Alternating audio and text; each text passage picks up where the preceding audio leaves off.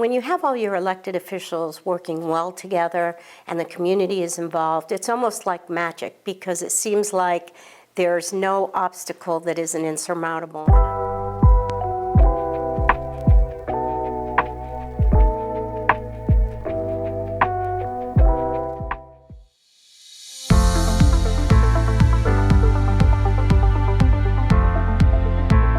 What's your name and what area do you represent?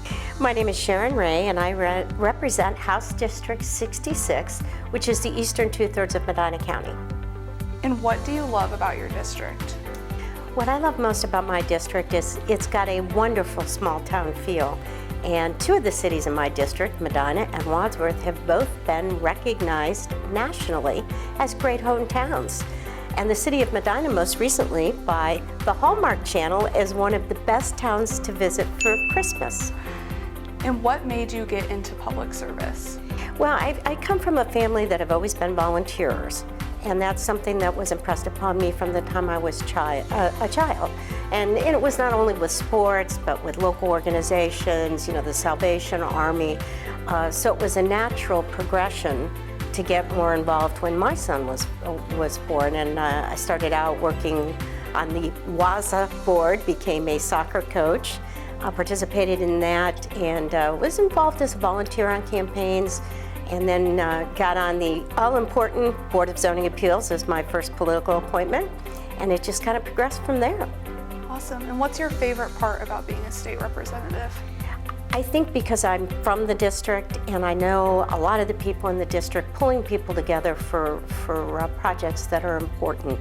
Medina County is the largest county in the state of Ohio that does not have an emergency housing shelter, and we hope to now have one through money I've been able to secure through the state budgeting process, and also with some help from Congressman Max Miller. We will have our first emergency housing shelter opening in January of 2025. Wow, that's exciting. But it's all the people from the community that have pulled together that has made this a reality.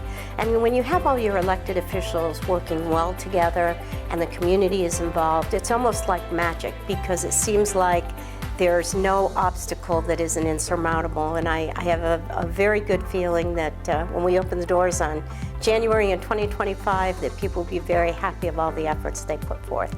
That's amazing. And what's one policy issue you're especially passionate about? Well, I think a lot of people know, but not everyone, that I'm an adopted child. So I've always been very pro-adoption, and I was very honored and blessed to carry the Adoption Modernization Act to this GA, which has passed the House unanimously. We're now over in the Senate, and fingers crossed we'll be through that process soon and hopefully on the governor's desk in the next few months. Who is someone that you look up to or go to for advice? Well, he's not with us anymore, but my political mentor was former Speaker Bill Batchelder. And Bill just epitomized the spirit of Medina and was just such a gracious and knowledgeable leader. I used to say frequently, he's forgotten more about politics than I'll ever know. And even down here now, talking to some of the folks that worked with him, they always have a positive memory or a funny story to tell about him. He was just a legend, and I miss him. So you have one grandson, correct? I do, little Roman Ray, who's not so little anymore. What does he call you? He calls me Gigi. And what is one thing you two enjoy doing together? Well, my grandson loves to zip line, and I don't like heights, but I really love that grandson. So we have been zip lining all over northeastern Ohio. We have been to the Wilds, we have been to Hocking Hills, we have been to the Go Ape tour up in northeastern Ohio, and this last summer we went zip lining by Niagara Falls. That's awesome.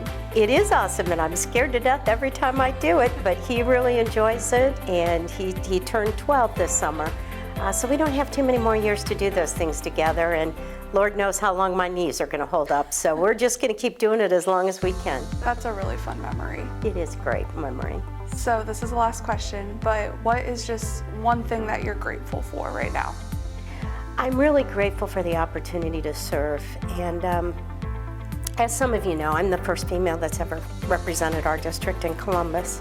And I'm not probably the traditional politician in the sense, I've always been a divorced single mother. I've worked 2 jobs most of my life.